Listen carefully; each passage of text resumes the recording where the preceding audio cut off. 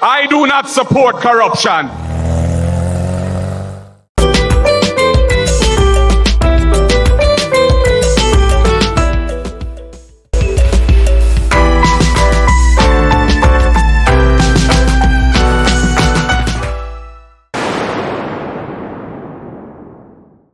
I am One Avenue. Welcome forward all loyal viewers and subscribers. Today on the Avenue, we will be looking at Mark Jefferson Golding presentation in the Parliament pertaining to the parish boundaries or pertaining to Portmore becoming a parish, my people. And you will hear him explain within a lawful way based upon the constitution. So my people, let us get into it and hear what this man got to say. And in the meantime, leave your thoughts and views in the comment section below and let us have that discussion. If you are new here, welcome to the space. Don't forget to like, share and subscribe to the channel. My people, let's get into it.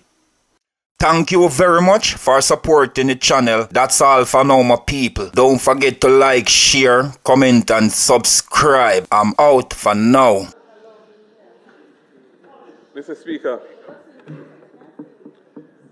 it is well known that the opposition does not support this legislation. Such a far-reaching political maneuver as to cast aside Portmore's special status as Jamaica's only city municipality and convert it into a parish ought to emanate from the people who it directly affects.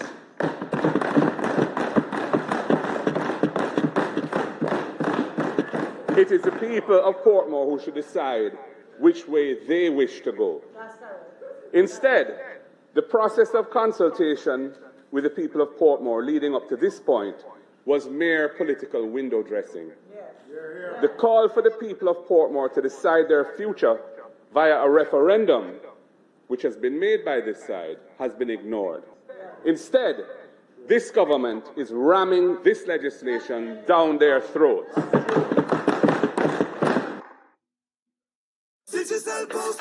Sign up for a chance to win. Participation to directly elect their mayor and for their citizens' associations to have rights of audience on their city council. Those rights for which the people of Portmore had advocated and were granted by law are unique in Jamaica and represent the high point of democratic innovation in local governance. It is a deplorable travesty and an aberration for those democratic rights of the people of Portmore to be removed without their consent or approval by this government abusing its parliamentary majority. Mr. Speaker, the two current mayors of Portmore and St. Catherine were both duly elected in February last year, less than a year ago, in fact. One directly by the people in Portmore, and the other by the elected local representatives of the people in St. Catherine. They both hold office as an expression of the democratic will of the people. This bill will destroy the expressed will of the people.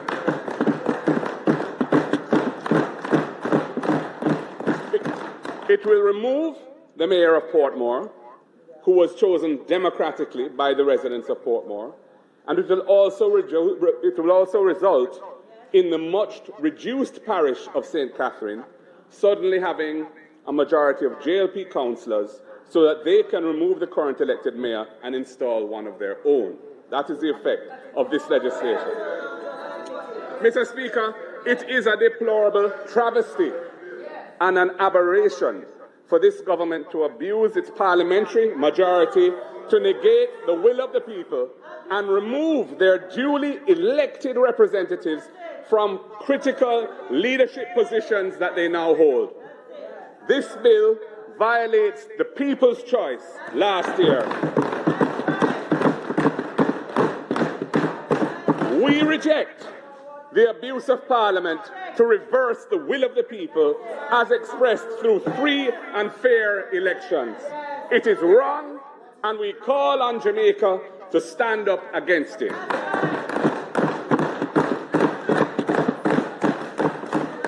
As my colleague, Mr. Speaker, as my colleague, Member of Parliament for South St. Catherine has said, this legislation is gerrymandering legislation. What is gerrymandering? It means shifting up electoral boundaries to keep your supporters in and or to move the other side supporters out. And that is exactly what is happening here. The principal objective of this legislation is to recast existing constituency boundaries of 2 seats to provide a political advantage to the Jamaica Labour Party. That member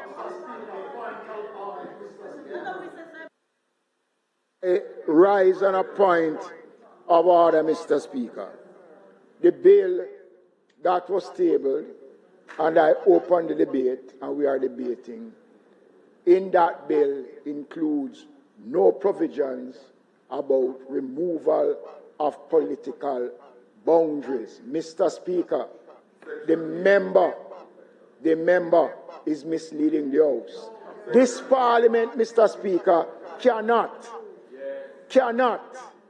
alter or create political boundaries. We are creating a parish boundary, Mr. Speaker. We are creating a parish. And they must stop, Mr. Speaker.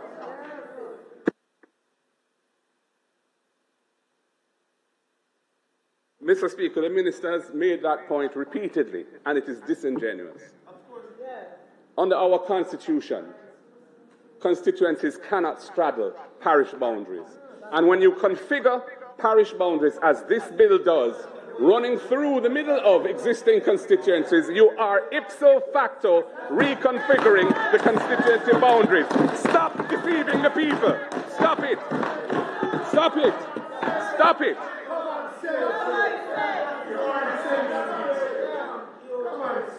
Mr. Speaker, I repeat, the principal objective of this legislation is to recast the existing constituency boundaries of 2 seats to provide a political advantage to the JLP. This is flagrant gerrymandering and is an abuse of the democratic process of this Parliament. Mr. Speaker, this bill creates new parish boundaries that are not aligned with the current constituency boundaries in East Central St. Catherine and South St. Catherine, 2 seats. This departs from a decision that had already been agreed by both sides for the boundaries of the City Municipality of Portmore to be aligned with the boundaries of the 3 constituencies that together comprise Portmore. The government departing from that position without the input or approval of the Electoral Commission of Jamaica is thereby departing from the convention that electoral boundary adjustments are to emanate from the consensus within the ECJ and then accepted by Parliament without debate or demur. Mr. Speaker, the convention that decisions on political boundaries are shifted away from the governing party of the day and instead vested in a well-structured specialist entity, formerly called the Electoral Advisory Committee, and now, under law, the Electoral Commission of Jamaica, has been an important contributor to the elimination of the scourge of political violence that had plagued Jamaica for decades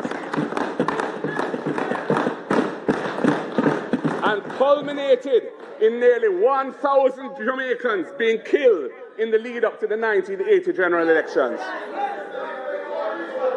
Mr. Speaker, Jamaica has come to be admired internationally for having developed a homegrown model for dealing with these politically sensitive issues via that well-designed structure that ensures expertise, independence, and consensus, and thereby reduces tensions and mitigates the risks of political violence.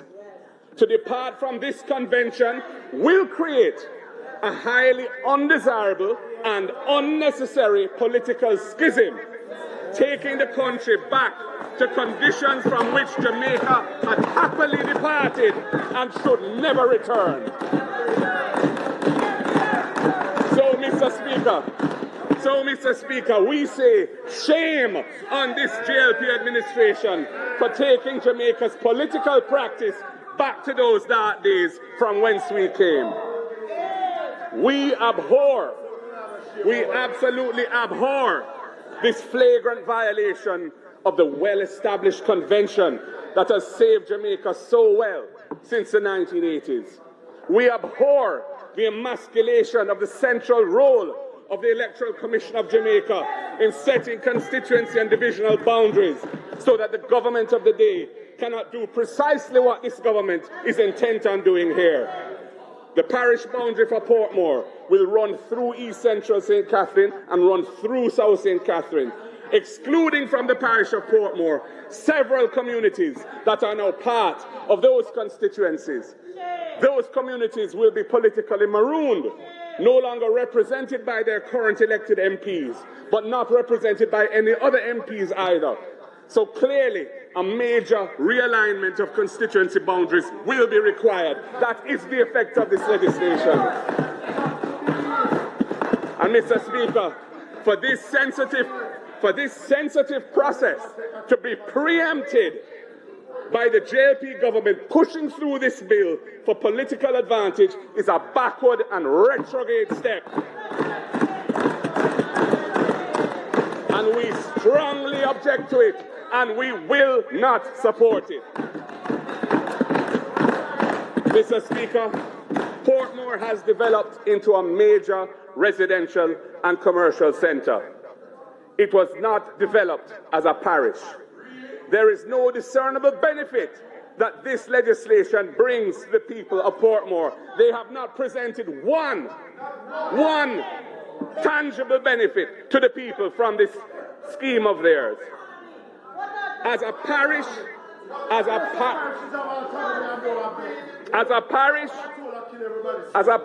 Portmore will lack many of the facilities and amenities that parishes customarily enjoy.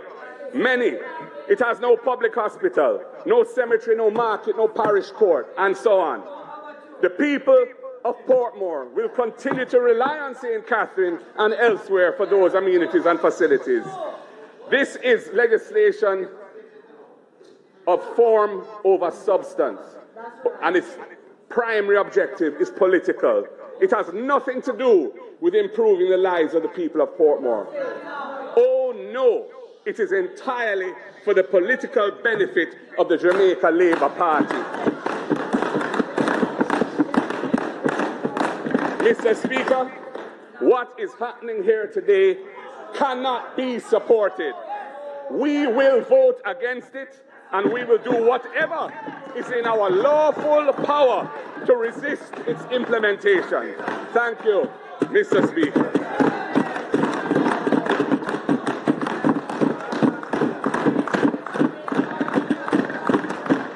Thank you very much for supporting the channel. That's all for now, my people. Don't forget to like, share, comment and subscribe. I'm out for now.